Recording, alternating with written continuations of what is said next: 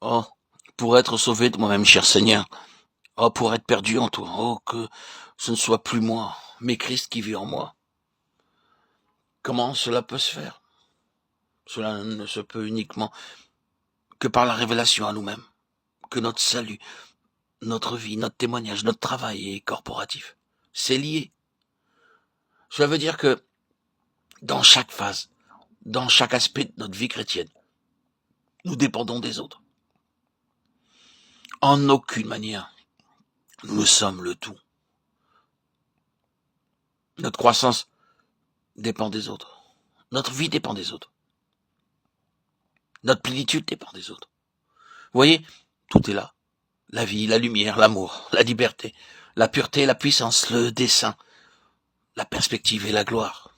Tout est collectif, tout est corporatif. C'est l'Église. Vous pouvez le tester. Votre vie, que devez-vous aux autres pour votre vie spirituelle? Avez-vous l'intention de dire que vous avez tout eu de première main, de manière indépendante et sans aucune relation? Vous n'avez pas eu grand-chose.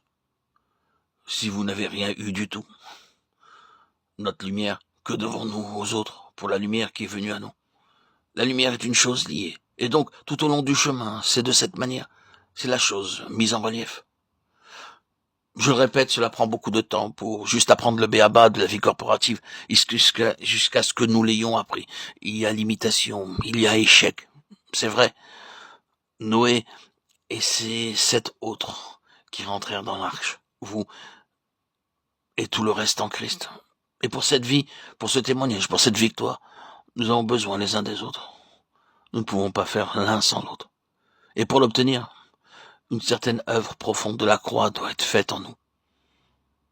Laissez qu'un là-dedans et il ruine le tout. L'indépendance. Je peux y arriver de moi-même, par moi-même. Je n'ai pas besoin d'aide. Voilà alors qu'un qui refait surface. Suis-je le gardien de mon frère? Dit-il à Dieu. Genèse 4:9. Qu'y a-t-il de corporatif à rejeter toute responsabilité à l'égard de votre frère? Laissez qu'un entrer et tout est ruiné. Laissez la croix entrer. Et alors, voilà, Abel, le principe de la croix. Et vous avez une vie collective, un témoignage collectif. Et jusqu'à une victoire collective et une gloire collective. Et c'est complet. Qu'est-ce qui émerge de ce noyau, de cette unité? Un nouveau monde. La parole donnée à Noé par la suite fut qu'il soit fécond et multiplie, Genèse 8:17. Les mêmes mots que ceux adressés à Adam et Ève avant la chute. Soyez féconds, multipliez, remplissez la terre, Genèse 1:28. De nouvelles perspectives, une nouvelle vocation, de nouvelles plénitudes. Un nouveau monde, une nouvelle création, qui s'ouvre à ceux qui ont appris la signification de la croix, ensemble, d'une manière pratique. Nous avons été plantés ensemble dans la conformité à sa mort, Romains 6:5. Il nous a vivifiés ensemble avec Christ, Éphésiens 2:5. Nous sommes assis ensemble avec lui dans les lieux célestes, Éphésiens 2:6.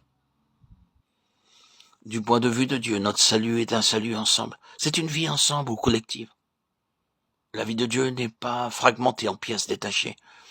Le témoignage du peuple du Seigneur n'est pas qu'il y a autant de vies qu'il y a de chrétiens. Il y a une vie ensemble.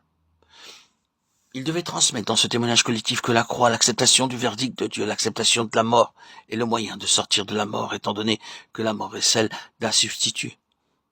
Je ne m'attarde pas sur l'image de l'arche symbolisant Christ, en qui nous sommes protégés du jugement à l'abri de la mort. Mais ils sont entrés ensemble dans l'arche. C'est là ce dont il s'agit. Ce fut un témoignage ensemble et ce fut une victoire ensemble ou collective. Vous êtes passé d'un individu de Caïn et d'Abel à ce qui est collectif lorsque vous arrivez à Noé. Comprenez-moi bien à ce sujet. Je pense que je n'ai guère besoin de tout souligner. Ce type de vie ensemble avec des chrétiens n'est pas toujours une chose facile. Vous dites, c'est une chose terrible à dire. Pas facile pour les chrétiens de vivre ensemble, n'est-ce pas? Difficulté au sujet de chrétiens vivant ensemble. Ça semble terrible, n'est-ce pas? Bien sûr que vous savez que c'est vrai. Est-ce vrai? Mais pourquoi est-ce vrai? Parce que c'est chez les chrétiens que la vérité est rendue évidente. Vous le constatez, un grand nombre de gens du monde peuvent s'entendre ensemble, beaucoup mieux que des chrétiens le peuvent. Parfois, et c'est une chose que vous ne pouvez pas comprendre et qui vous blesse. Vous dites, eh bien, il vaut mieux être dehors, dans le monde. Il y a vraiment une bonne camaraderie là-bas. On s'entend bien ensemble dans le monde. Mais regardez ces chrétiens. Il est si difficile de vivre avec ces chrétiens. Oui, c'est tout à fait vrai. Mais reconnaissez la signification de cela. C'est chez les chrétiens qu'il est rendu manifeste la nécessité de la croix.